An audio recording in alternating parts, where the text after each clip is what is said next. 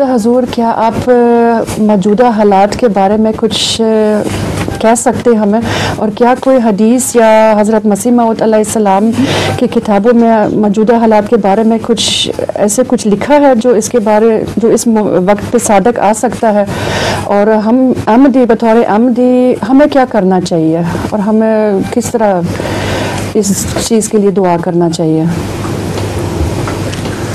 دعائیں تو قرآن کریم کی جو مزقہم کل ممزقین والی ہیں، وہ میں نے پہلے بھی کئی دفعہ سمجھایا ہے کہ دعا کریں اللہ تعالیٰ ان کو پیس دے اور پارا پارا کر دے. پھر دوسرے اللہم نجعلک فی نحورہم ونعوذ بک من شرورہم، کہ اللہ ہم تجھے ان کے سینوں میں ڈالتے ہیں اور ان کی شرارتوں سے تیری پناہ میں آتے ہیں. یہ بہت ضروری دعائیں ہیں. دوسرے، جہاں تک ممکن ہو مدد کرنی چاہیے. کوئی روپیہ پیسہ ایمنسٹی کے ذریعے ان کی امداد کے لیے بھیجا دینا چاہیے.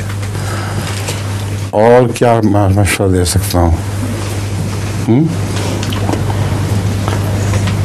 آپ کیا کر سکتے ہیں؟ احتجاج جو ہوتے ہیں یہاں اس میں شامل ہو جائے کریں. ٹھیک ہے.